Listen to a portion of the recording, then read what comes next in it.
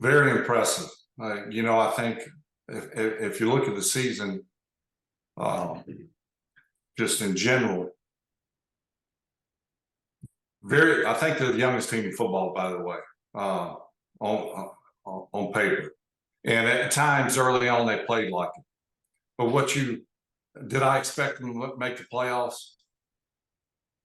Honestly, no. Did I expect them to get better as the season progressed? Yes. And that's what, as a fan or as an organization, that's what you look for in a young team. Maturation along the way. Obviously, they had a lot of enthusiasm and grit and toughness, and it looked like they were having fun, which to me is maybe the key element in it all. And they just when they hit their stride, man. Dallas is going to be a tough opponent, but I'd hate to be the team that has to play the Packers in the playoffs. I was going to say that. I was looking at the history in 2007, your last year. You guys went 13-3. Aaron took over. It was a rebuild. They went 6-10. Aaron won 8 games last year. Fast forward to this year, they improved and they're in the playoffs. This is a dangerous team, right? This is a team with nothing to lose, it seems. Well, there's something to be said about young and somewhat naive. And I think I've said this so much about my career. The thing I had going for me early in my career, I was naive. I didn't know the odds, nor did I care. You don't overthink things. You just go out and you play. And that's what this team is doing. They're playing with a lot of enthusiasm. They're playing with a chip on their shoulder. Everyone assumed and has said that there'll be a drop-off now that Aaron's gone. And I think that the team took it personal. Jordan Love's played outstanding. I'm extremely impressed with him. He's from day one, he was cool, calm, not perfect, but he got better each and every game. And right now he's playing as good as any quarterback in the league. What would you say, if you were to talk to Jordan, his first playoff game, as somebody who's been there before? Not only is he going to the playoffs, he's going to play in Dallas, these two historic franchises. I think Jordan's a lot more. I don't know Jordan. I mean, I've watched him play, and I'm very impressed with how he plays. But I think he's a lot more polished than I was in my first playoff game. And I think that he doesn't wear his emotions as much on his sleeve as I did. I think that that's a good thing for the most part. What you see is what you get. Never too high, never too low. And the team seems to respond to that very well. What I would tell him, and this is, no big secret, is enjoy the moment.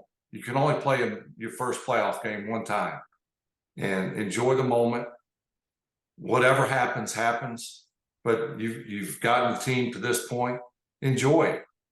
Man, my first playoff game, I think it was '93, when one of my most favorite throws ever was a busted play that I called the wrong play, actually, in typical Favre fashion. I thought Sterling was on one side, he was on the other side. I called the wrong play for the defense that we were seeing. Everything that could have gone wrong should have gone wrong, but yet I made the throw. And I just remember the joy when everyone's thinking, look how excited Brett is. Well, what they didn't realize is I was excited because, we won the game. But more importantly, I did everything wrong, but yet it ended up right. The iconic play of you running around, right? Yeah. I rolled to the left, threw it back to the right. And, it looked like, man, that guy's got it all together. But really, I was, I had every reason to fail. But I remember that playoff game as much as any after, and it was my first. So, just relish the moment. What does it say about the organization that they seem to, keep cycling through these quarterbacks and making the move, which might be controversial at the time, bringing in Aaron to sit behind you, bringing in Jordan to sit behind Aaron, and it seems like they've hit again. Yeah. What can you say? time will tell. I mean, it's a little early, in fairness to Jordan, to crown him as the next, Aaron Rodgers, but he certainly has done his part. Big, ginormous shoes to fill. And like you said, I think when you look at it in the manner of last year, Aaron won 8 games. This year, Jordan's managed to win 9 games and get them to the playoffs. All I can say is wow. But again, more importantly, he has played outstanding. It's not that he was given anything. He's played outstanding. He's brought the team from behind.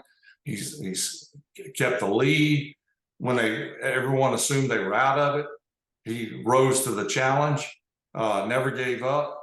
And from the organization, I don't want to say it's almost impossible to do what they've done, but really 3 different regimes. If you look at Ron Wolf, Ted Thompson, now Brian Gutenhurst.